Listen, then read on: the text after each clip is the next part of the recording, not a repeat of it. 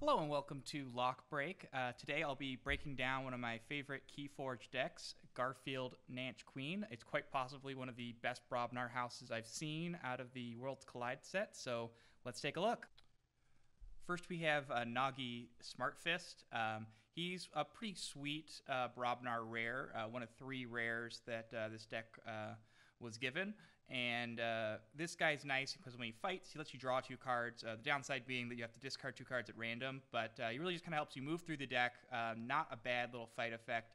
Helps you like stay in Brobnar if you need to, because you're just every time you draw two, you have a chance of drawing more Brobnar cards, which means you have a smaller hand at the end of your turn.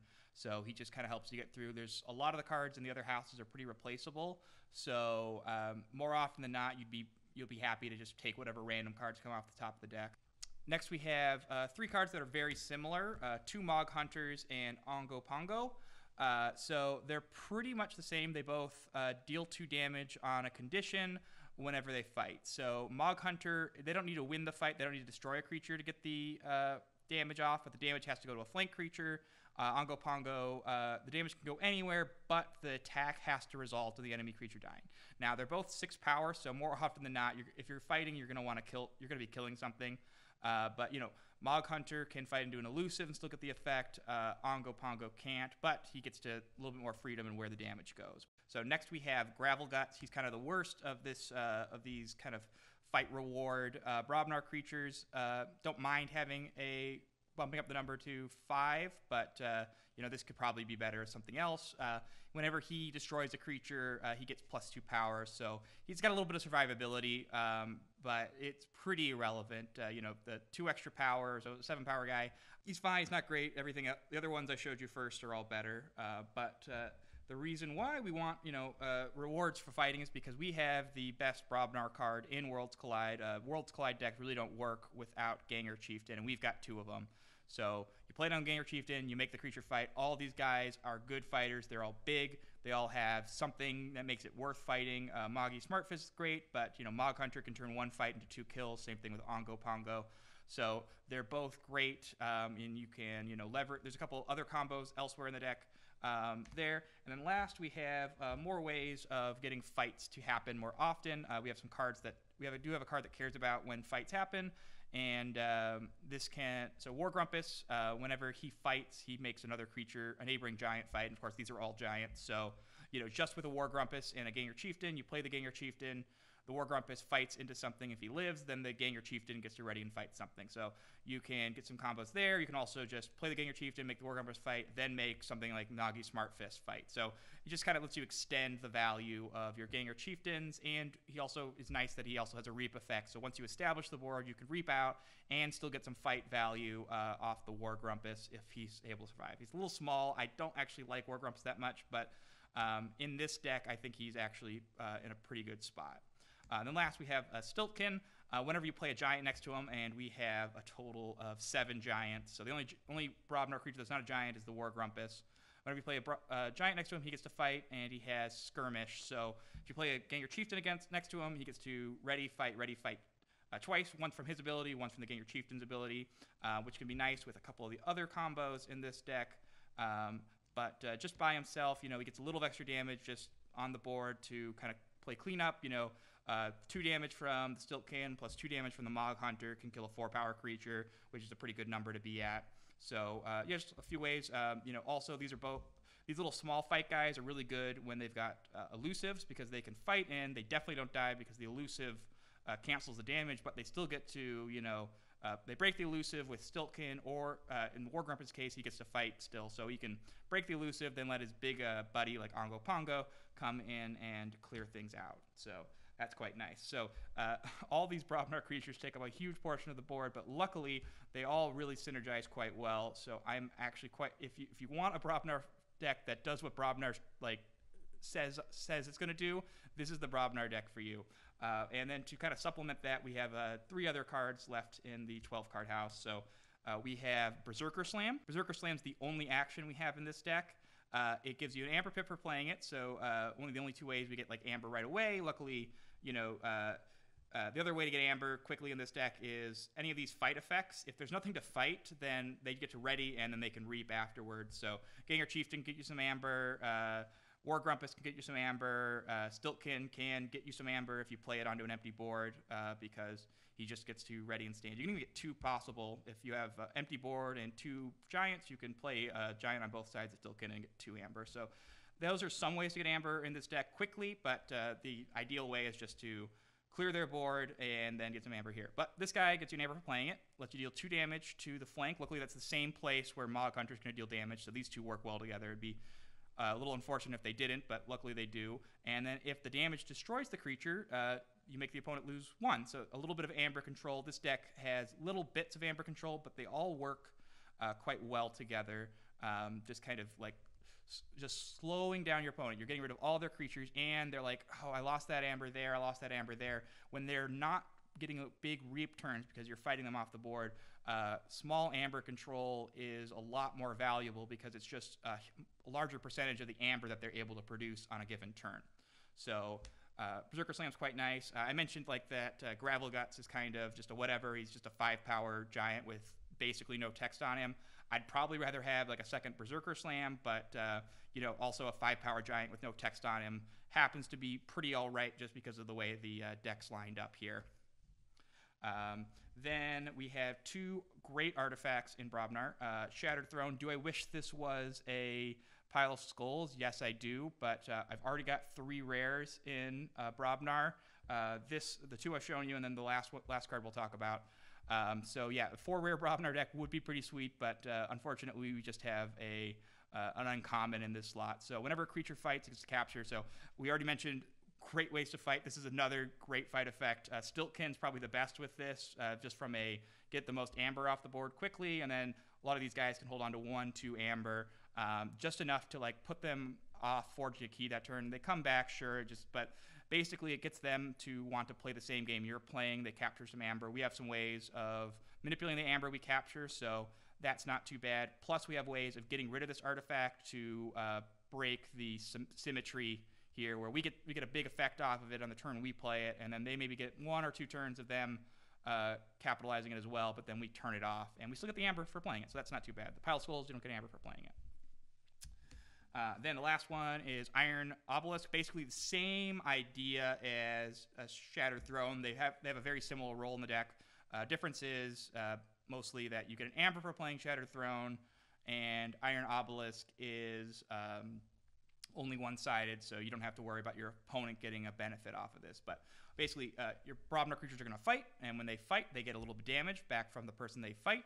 So that means that they are damaged, and every damaged Brobnar creature in your deck is going to increase your opponent's every damaged Brobnar creature in your field is going to increase your opponent's key costs by 1. So this can create really big key costs for your opponent, which the solution to that usually is to wipe out the board. But you can also kind of finagle it to, like, let's say they've got 8 amber, and you could put the key cost up to 9, which wouldn't be too bad. But if you're fairly certain that they are going to kill your guys and then eventually forge for just the normal 6, you can set it up to just make it exactly 8, make them lose that 2 now. They don't get it for the next key they're going to forge.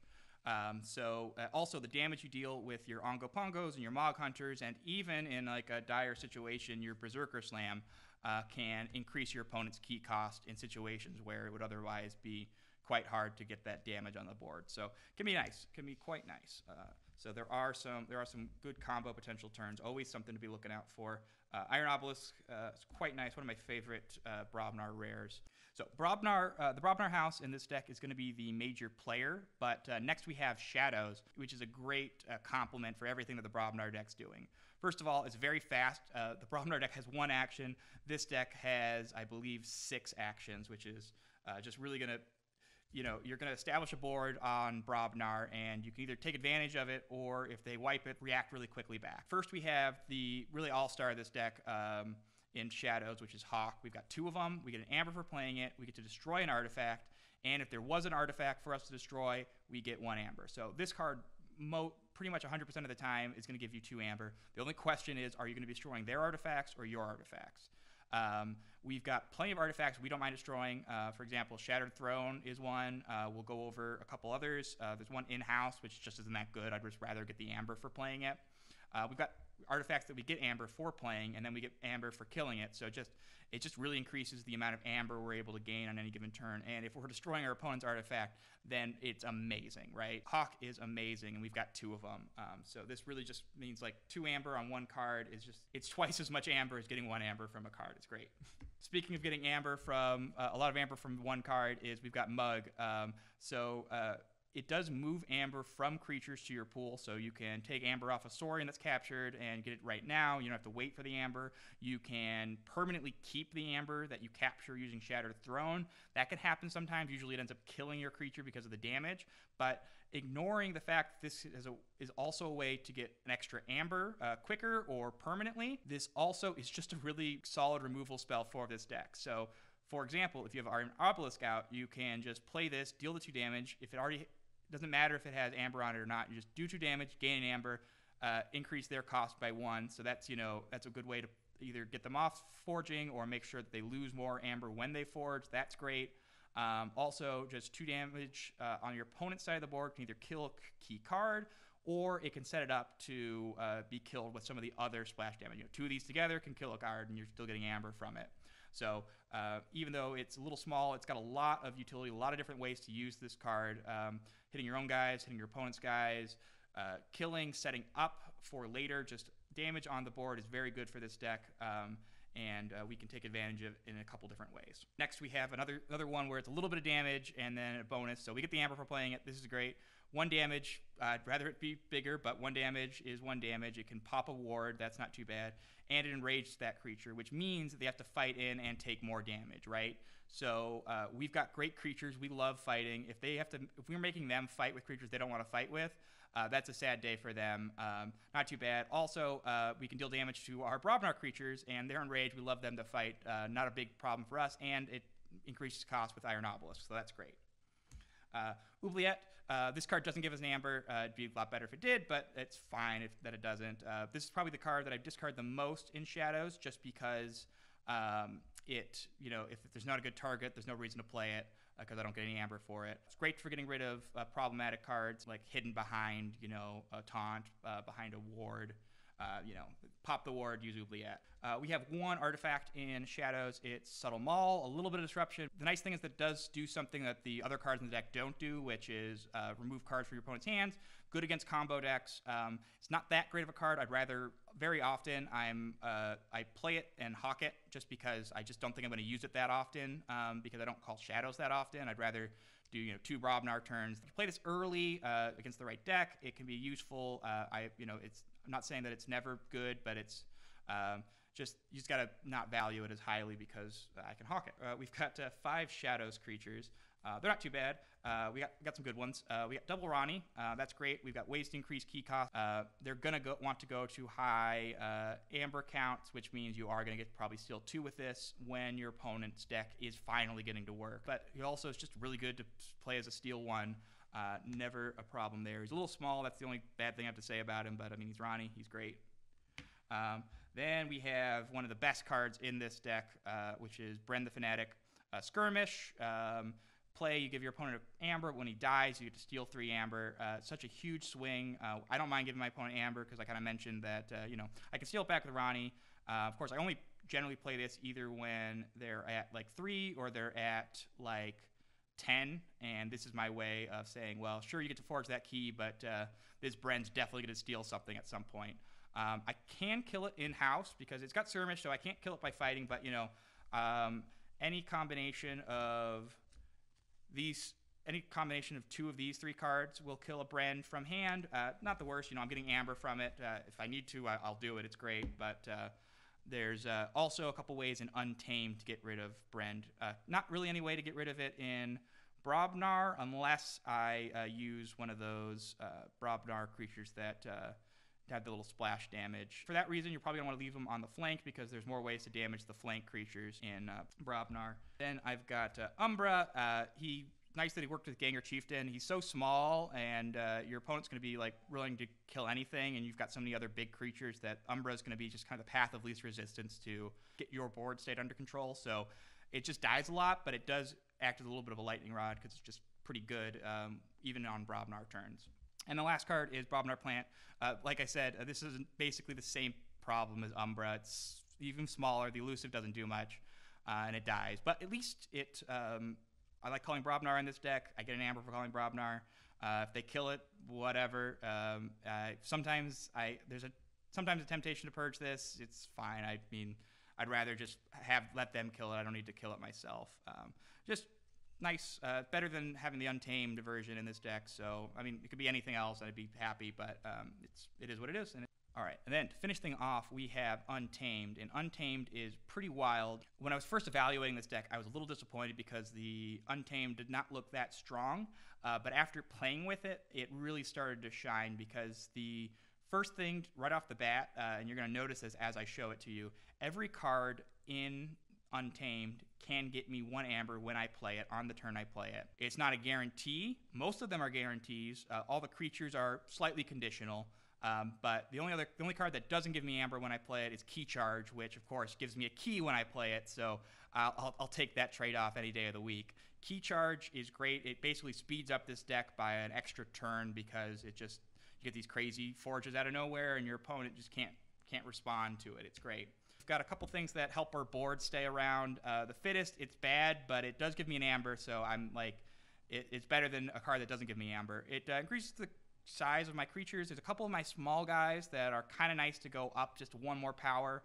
Playing 2 of these on the same turn can be nice as well. In a lot of situations, I'm like just pumping like 1 of the Untamed creatures I played, and I don't have that many Untamed creatures. I have mostly Untamed actions and artifacts. But you know, it's nice. It's a little bit of a bonus, but I'm more than happy just to have a 1 amber card in this list after everything. Same thing with Fog Bank. It's kind of nice that if they do finally set up like a board that's better than your board, you just Fog Bank them, and you get to be the aggressor, and you get to take advantage of your Brobnar fight. It's not too bad to have the Brobnar fights happen on your turn because you get to control how it plays out. So even if you want to clear the board in the end, you fighting is much better than your opponent fighting. So Fog Bank works. I'd rather have 3 Fog Banks and no Fittest than 3 Fittests and no Fog Banks, but it gives you an amber when you play it too. Cauldron Boil. This is one of those cards that generally bad, but we've got a lot of ways to deal a little bit of damage in both Shadows and Brobnar. So there are just situations where if you're having a hard time taking care of like a Saurian board, this card can be useful for you know, just kind of setting up the perfect thing. It's a little lame that it doesn't ignore armor because you know you finally get 2 damage on a Saurian, and it's got 1,000,000 armor, and the Cauldron Boil doesn't do anything. That'd be the one change I'd make. It would ignore armor, but other than that, it gives you an amber pip, which makes it better than like Unsuspecting Prey. Those are the bad cards, but we've got some good cards. So Nature's Call, I would replace every other card I just showed you with any number of Nature's Calls. The best card in Untamed, and possibly one of the best cards in the game. It lets you return 3 creatures, any 3 creatures to their owner's hands. More often than not in this deck, you're just bouncing 3 of their creatures just to keep them off, make them waste more turns playing things out because you've bullied them and they've got a couple big creatures left, and then boop, they're back in your hand. So sad. Also, there's a couple combos I'll go over with the creatures just to get a little bit extra amber out of them. And of course, the most important thing is that this is a great way to get amber from those big Saurian boards. You can get all that amber that they stole from you with a Saurian, ignoring Scudam, ignoring Ludo, and then Key Charge it just to make sure they can't steal it back again. So Nature's Call is amazing. Another awesome card in this deck, this is the best I could have hoped for, is Unnatural Selection. So it's the same thing. Works great with Nature's Call. You wipe the board, you get to keep your 3 creatures. They get to keep 3 bad creatures. Then you play on Nature's Call and just return those 3 creatures to their hand, and you're in great shape. But also, this is like the key way to kill our Brend the Fanatic. So I've got 4 or 5 creatures on board with a Brend, and then Unnatural Selection is just going to be the main way that I just get all that amber, and then and then they don't get to give back because I'm just going to Key Charge it. So plus you get an amber pip for playing it. It's amazing. This is like the polar opposite to save the pack in Coda and Call the Archons, because honestly this card in this deck, it almost feels like I should get chains for playing it. It's that good. Then we've got 2 of our Untamed artifacts before we move on to the creatures. So Fangtooth Cavern, really conditional, situational card. Luckily we have 2 hawks, so you can play it on. There's some turns where you just play it for value, kill the creature you want to kill. Sometimes even nature call back some like creatures to save it, just to manipulate things.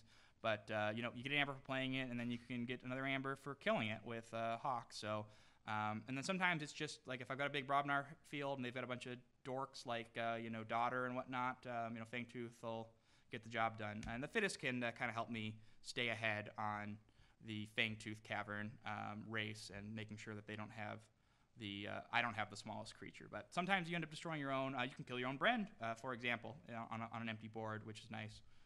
So it's pretty good in this deck. Sometimes you have to discard it, but it is worth an amber pip. Sometimes I just play it, lose a creature because I don't care about that creature anymore, and just make my opponent play around it, and then I know I can just turn it off when it's no longer when it's a big problem for me. Last artifact, Fine Apple Tree. You get an amber for playing it. That's great, and it basically you use an action, increase the key costs permanently for 1 until somebody forages, and then the key costs reset. Main use for this is just to say, hey, if you pass the turn and you give me 6 amber and I take an Untamed turn, you don't get to forage. Or if you have more than 6 amber, I pass the turn, I take Untamed, I make you pay 1 more for your keys. So basically says, in effect, it's as long as I take Untamed turns, it increases my opponent's key cost by 1. Sometimes it can increase my key costs. Very rarely. I don't like to play it that way. Just kind of something that my opponent has to play around, and it gives me an amber when I play it. I mean, I might never use it, and I'm happy that I got an amber, and I'm happy that it just sits on the board doing nothing, and I can hawk it if I absolutely need to. And then last we have, every card so far has given me amber, and then we've got 3 creatures, all of which have a way to give me amber. So best one is Ghost Hawk. I've got these great Brobnar boards, and even I can get a little bit extra value off of Ghost Hawk when I use a War Grumpus, as long as I set up my board correctly, which could be a little tricky to remember to do. But 2 amber when I play it if I've got a great Brobnar board. Of course, if I don't have a Brobnar board, I don't get any amber, so it's conditional, but at least it's conditional and has upside of getting an extra amber. Then Murmook, again, it's conditional. It's not actually amber, but if I'm going to key charge the turn I play Murmook, it's amber, right? My keys only cost 5, and I lose an amber, so this is +1 amber on the turn I play a key charge, and potentially on the turn after as well. Then I've got Harmonia. Again, it'll give me 1 amber if I play it when I've got less creatures. I only have 2 other creatures to combo into, but there are situations where I can play a Harmonia and a Murmook and get an amber, or it's a backup way to use the Ghost Hawk to get amber. But what's great is basically no matter, I don't have to really even care about which Brobnar or which Untamed cards I have. I just say, boom, let's forge some keys on the turn. Give me enough Untamed cards and a key charge, and I can forge a key, and it kind of forges out of nowhere. Forge on 4, pass the turn. I've got 4 amber. I'm just gonna forge, and help. So Imprinted Murmook is probably the best creature to keep on board out of these, because of course it keeps providing me with amber bonuses. I've had some situations where I'm like just more than happy to go like the fittest onto the Mystic Murmook, and that's the only way I got it. But 5-power Mystic Murmook is no joke. So that is the deck. So the flow is usually you want to call Brobnar first, or if you're going very first, you'll play one of your nice artifacts. And then your Brobnar board gets established, maybe gets a little bit of amber from the ability to fight and ready without any board. Then the Shadows comes in, kind of does cleanup, just gets me moving through, gets me on my amber, possibly puts me into check because I've just got so much amber and Shadows too. And then if they put me off check, or I'm sitting at like a nice 5 amber after that turn, I can do cleanup on the turn after with a key charge and Untamed. And it's really fun. This, very rarely do you have a Worlds Collide deck with a Brobnar in it and say Brobnar's the best part. Like but this is what it is, and that's why it's super fun to play. Well, that is the deck breakdown. If you liked this video, be sure to give it a like below. If you'd like me to do a deck breakdown for one of your decks, I'd be more than happy to. Just follow information in the description below and send me an email to thelockbreak@gmail.com, and if I think your deck's neat, and I'll play it a little bit and give it a little deck breakdown on what I think that makes that deck good. But if you enjoyed it, stick around for more.